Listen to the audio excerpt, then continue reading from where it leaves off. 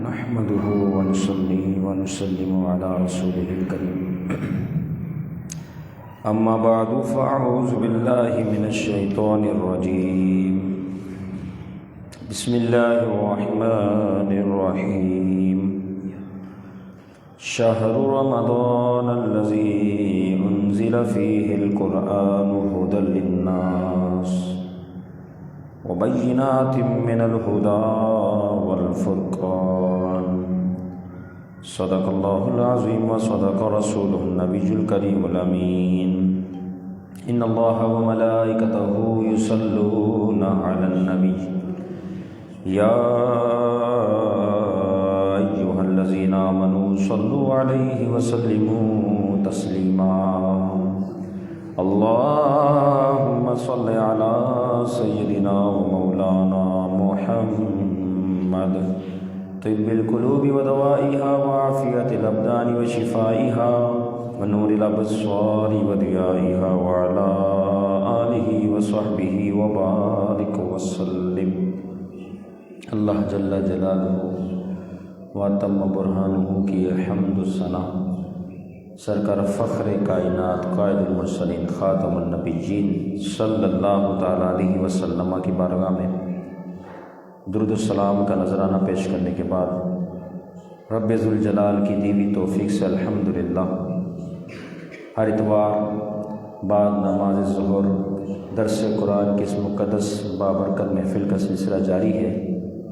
رب تعالی ہم سب کو اس عمل پر استقامت نصیب فرمائے، قرآن مجید کے نور سے ہم سب کے قلب کو منور فرمائے۔ اللہ رب العزت سورۃ البقرہ آیت نمبر 185 دوسرا پارہ ارشاد فرماتا ہے شہر رمضان الذی انزل فیہ القرآن، رمضان کا مہینہ وہ مہینہ ہے جس میں قرآن مجید کا نزول ہوا، ھدی للناس لوگوں کے لیے ہدایت، وبینات من الہدی والفرقان اور ہدایت سے روشن نشانیاں ہیں اور فرق کرنے والی۔ اس آیت مبارکہ میں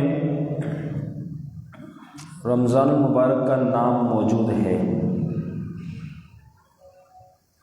یعنی وہ ماہ جو قمری مہینوں کے اعتبار سے ہے، اس ماہ کے ناموں میں سے ایک نام رمضان المبارک کا مہینہ بھی ہے۔ تو ان ناموں میں سے ایک نام رمضان بھی ہے، تو رمضان المبارک کا مقدس مہینہ اس کا یہ نام خود قرآن مجید کی آیت میں بھی موجود ہے۔ اس سے پہلے روزے کے احکام کا ذکر ہوا اور اس آیت مبارکہ میں اس جانب اشارہ کیا جا رہا ہے کہ جو ہم نے تمہیں سال میں چند دن روزہ رکھنے کے لیے کہا تو وہ روزہ کون سے مہینے میں ہے؟ تو فرمایا شہر رمضان، کہ وہ روزے رمضان المبارک کے مہینے کے روزے ہیں جو تم پر فرض ہے۔ رمضان ہی کا مہینہ کیوں؟ تو اس کی حکمت بھی اسی آیت مبارکہ میں بیان کر دی گئی۔ فرمایا اس وجہ سے رمضان المبارک کا مہینہ ہے کہ انزل فیہ القرآن، کہ اس مہینے کی خصوصیت یہ ہے کہ اس میں قرآن مجید کا نزول ہوا ہے۔ فرمایا ھدی للناس، لوگوں کے لیے ہدایت ہے۔ رمضان المبارک کا مہینہ اس کو شہر اللہ بھی کہا جاتا ہے، اللہ کا مہینہ، جیسے کہ بیت اللہ کعبۃ المعظمہ کو کہا جاتا ہے اللہ کا گھر، مسجد کو کہا جاتا ہے اللہ کا گھر۔ تو یہ نسبت رب تعالیٰ کی طرف ہے، کعبۃ اللہ کی، مسجدوں کی، مہینے کی، کیونکہ کعبۃ اللہ اور مسجدوں میں اور اس مہینے میں صرف اللہ رب العزت ہی کا کام ہوتا ہے، یعنی فقط عبادت۔ اسی مناسبت سے اس کو شہر اللہ کہہ دیا گیا، اللہ کا مہینہ، کیونکہ فقط اس مہینے میں عبادت ہوتی ہے۔ اور ساتھ ہی ساتھ بیت اللہ شریف کو اللہ کا گھر، مسجدوں کو اللہ کا گھر اسی مناسبت سے کہا گیا کہ یہاں پر کوئی اور کام نہیں ہوتا، فقط اللہ رب العزت کی عبادت ہوتی ہے۔ اور رمضان جو ہے وہ جیسے رحمان ہے اللہ رب العزت کا نام، اسی طریقے سے رمضان بھی اللہ رب العزت کا اسم ہے، نام ہے۔ اس لیے آپ علیہ الصلوۃ والسلام نے منع فرمایا کہ تم میں سے کوئی شخص یہ نہ کہے کہ رمضان آیا رمضان گیا، نہیں، یہ تو اللہ کا نام ہے، بلکہ کہے رمضان کا مہینہ آیا رمضان کا مہینہ گیا۔ تو فرمایا ھدی للناس، لوگوں کے لیے ہدایت ہے اس میں۔ اب رمضان المبارک کے مہینے میں لوگوں کے لیے ہدایت ہے، یا پھر نزول قرآن جو قرآن مجید ہے اس کے ذریعے لوگوں کے لیے ہدایت ہے، دونوں بات ہو سکتی ہے۔ اب رمضان المبارک کا مہینہ روزے کے لیے خاص، اور یوں 11 ماہ اور بھی اس کے علاوہ ہے۔ تو یہ بات یاد رکھیں کہ اسلام میں جب کوئی نام رکھا جاتا ہے تو اس نام رکھنے کی کوئی نہ کوئی وجہ ہوتی ہے، بغیر وجہ کے نام نہیں رکھا جاتا، اور نام جو ہے وہ کام کے مطابق رکھا جاتا ہے۔ جیسا کہ دیگر زبانوں میں، دیگر معاملات میں اسلام کے علاوہ، دین اسلام کے جو نام مقدس ہے اس کے علاوہ لوگ نام رکھ لیتے ہیں، حالانکہ وہ نام کام سے مطابقت نہیں رکھتا، دور تک بلکہ واسطہ نہیں ہوتا۔ مثال کے طور پر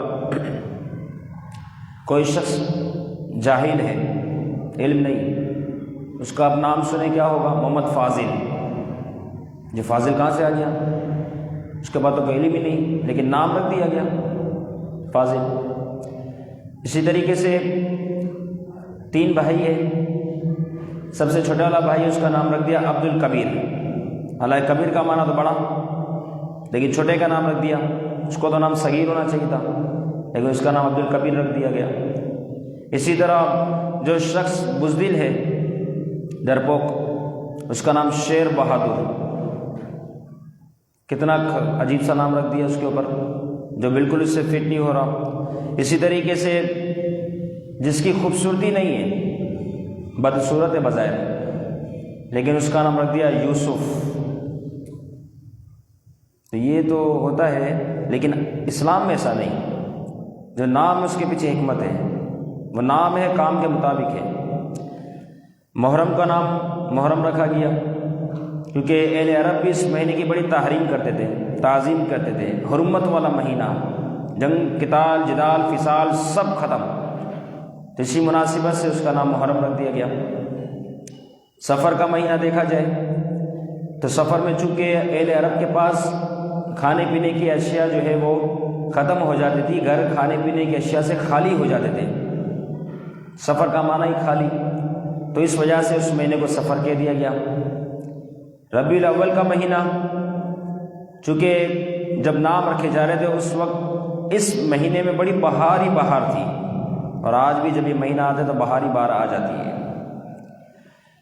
تو بہار ہی بہار تھی، تو اس مہینے کی اس عمل کی مناسبت کی وجہ سے جو ہے اس مہینے کا نام ربیع الاول رکھ دیا گیا۔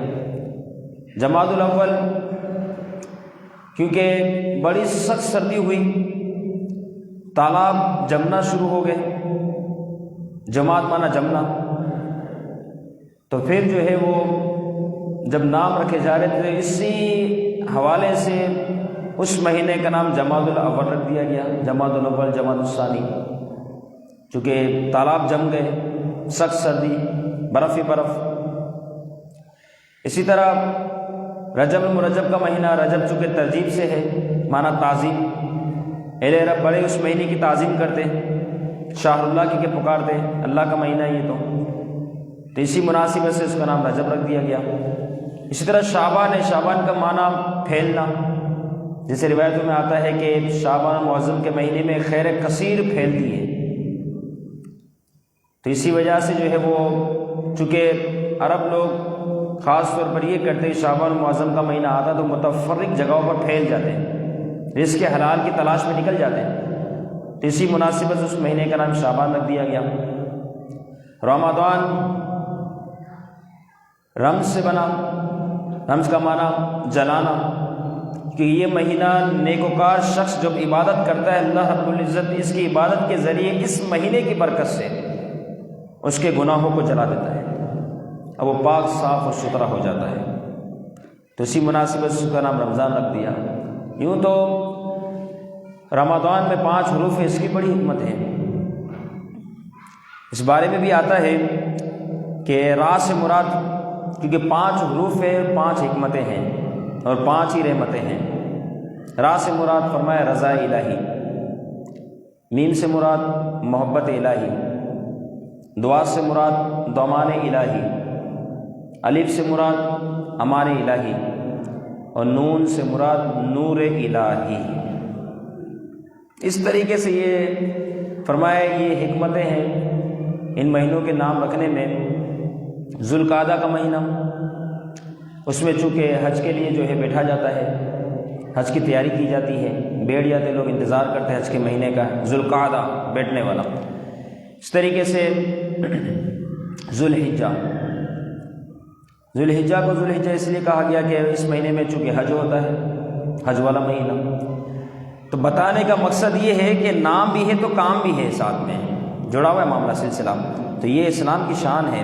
فرمایا ھدی للناس، لوگوں کے لیے ہدایت ہے، کہ قرآن مجید تو ھدی للمتقین، پرہیزگاروں کے لیے ہدایت ہے۔ اس طرح سے رمضان المبارک کا مہینہ بھی لوگوں کے لیے ہدایت ہے کہ وعظ کرنے والا 11 مہینے وعظ کرتا ہے، وہ وعظ کرنا ان لوگوں پر اتنا اثر نہیں کرتا جتنا رمضان المبارک کی آمد کا اثر لوگوں پہ کر جاتا ہے۔ آپ دیکھیں 11 مہینے مسجدوں کا کیا حال ہوتا ہے، کتنے نمازی آتے ہیں، حالانکہ سمجھایا جا رہا ہے، وعظ کیا جا رہا ہے، تبلیغ کی جا رہی ہے، سب سکھایا جا رہا ہے، لیکن ان وعظ نے اتنا اثر نہ کیا جتنا رمضان المبارک کی مہینے کی آمد کی خبر ہوئی، بس عشاء کی نماز آپ دیکھیں پہلی تراویح مسجد بھری گئی۔ کس نے ان کو سمجھایا، کہاں سے سمجھ آئی؟ تو وہ رمضان المبارک کی آمد کا اثر ہے جو ان دلوں نے چھوا، کیچ کیا اور مسجدوں کی طرف آ گئے۔ تو فرمایا ھدی للناس وبینات من الہدی، اور روشن نشانی ہدایت کی، واضح نشانی ہے، والفرقان، اور فرق کرنے والی بھی ہے، کس کے ذریعے سے فرق ہو جاتا ہے کہ فاسق کون ہے، فاجر کون ہے، مسلمان کون ہے، گناہگار کون ہے، دیندار کون ہے، بددین کون ہے، اس طریقے سے مومن کون ہے، کافر کون ہے، سب کا اس طریقے سے فرق کر دیا جاتا ہے۔ فمن شاہد منکم الشہر فلیصم، تم میں سے جو شخص اس مہینے کو پائے اس کا ضرور روزہ رکھے۔ واضح حکم ہے، روزہ ضرور رکھے، اس کو نہ چھوڑیں۔ جیسے حدیث مبارکہ میں ہے، کوئی شخص رمضان مبارک کا ایک روزہ چھوڑ دے جان بوجھ کر، والعیاذ باللہ، بقیہ زندگی جب تک اللہ اس کو صحت دے، زندگی دے، ساری زندگی بھی اگر اس ایک روزے کی اگر اس نیت سے قضا کرتا رہے تو ساری زندگی اگر سے ختم ہو جائے، لیکن اس ایک روزہ جو رمضان مبارک کا تھا، اس میں جو برکت تھی، خیر تھی، رحمت تھی، اب ساری زندگی روزہ رکھ کے بھی اس رحمت کو نہیں پا سکتا، وہ رحمت اس کو نصیب نہیں ہو سکتی جو اس ایک روزہ چھوڑنے کی وجہ سے اس رحمت سے محروم ہوا۔ قضا تو ہو جائے گی لیکن رحمت وہ جو اس روزے میں تھی نا، وہ اس کو حاصل نہیں ہو سکتی جان بوجھ کے جس نے کیا۔ ومن کان مریضا او علی سفر، جو ہو مریض یا سفر پر ہو، فائدۃ من ایام اخر، تو یہ دوسرے دنوں میں جو ہے اس گنتی کو پورا کرے۔ اس کی بالتفصیل اس سے پہلے والی آیت مبارکہ میں بھی اسی طریقے سے حکم تھا۔ پچھلے درس میں مریض اور سفر کے احوال، ان کے معاملات کو بالتفصیل بیان کیا گیا۔ تو فرمایا جو مریض ہو اسے رخصت ہے، سفر پر ہو اسے رخصت ہے، وہ اور دنوں میں گنتی پوری کرے۔ جیسے سفر ختم ہو جائے گنتی مکمل کرے، مریض کو اللہ صحت دے گنتی پوری کرے۔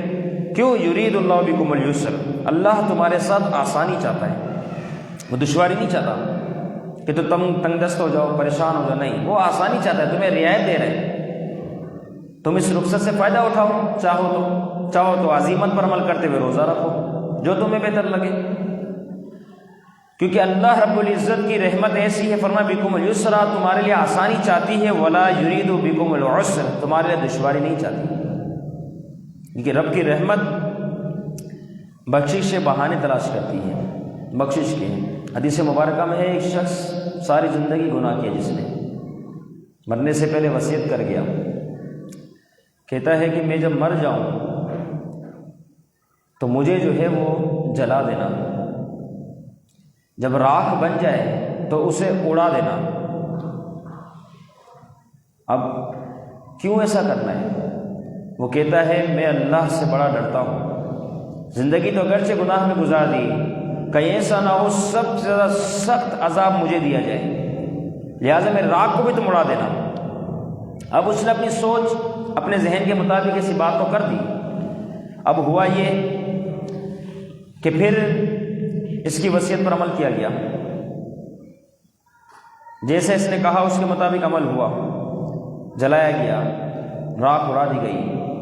اب انتقال کے بعد یہ رب تعالیٰ کی بارگاہ میں پیش ہوا، دربار الہی میں حاضر ہے۔ میرا رب نے اس سے فرمایا، اے میرے بندے تو نے کیا کیا؟ ایسا کیوں کیا؟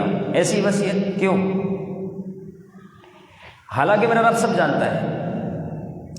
تو وہ شخص کہتے ہیں، اے اللہ میں تیرے سے بڑا ڈرتا ہوں، بہت خوف رکھتا ہوں، بہت خوف۔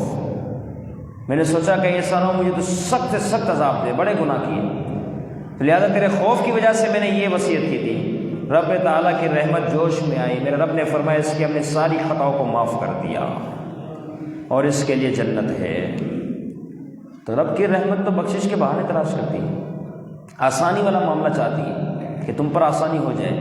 اسی طرح ایک محدث اعظم کے بارے میں آتا ہے، ان کی ساری زندگی واعظ و نصیحت، درس و تدریس میں گزر گئی، لوگوں کو سمجھانے سکھانے میں گزر گئی۔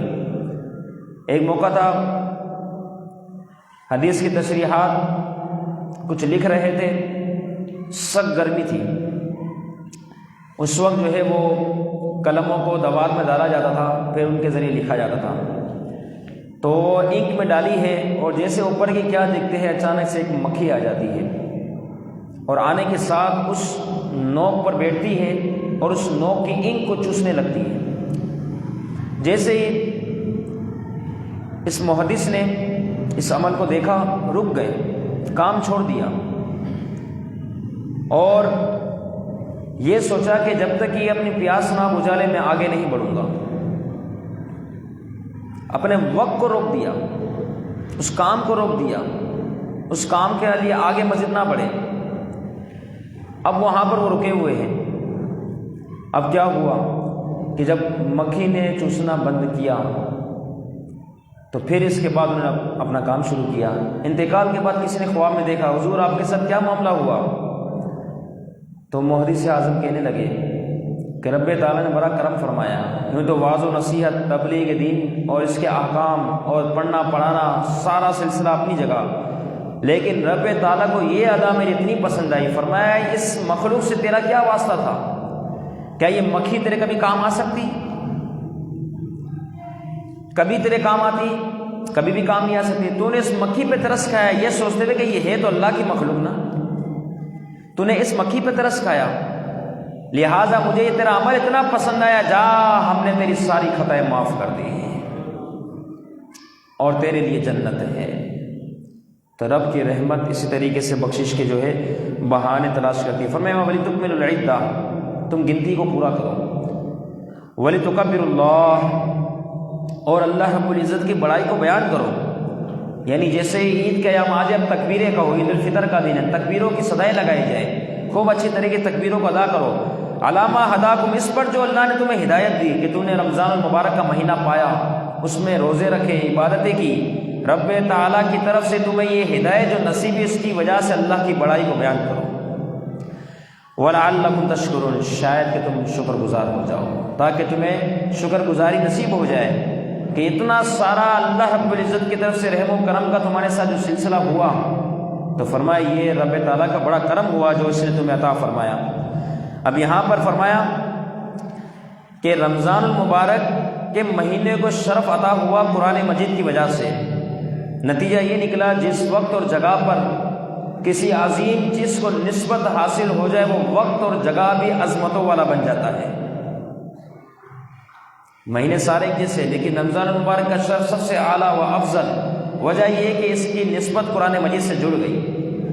تو اسی طریقے سے جس گھڑی میں میرے محبوب علیہ الصلوۃ والسلام تشریف فرما ہوئے، وہ وقت، وہ گھڑی، وہ مہینہ، وہ جگہ فرمایا سب کے سب افضل و اعلیٰ ہے کیونکہ وہ تو خود صاحب قرآن ہے۔ تو ان کی شان کتنی عرفہ و اعلیٰ ہوگی کہ کعبے کو جس نے دیکھا وہ حاجی بنا،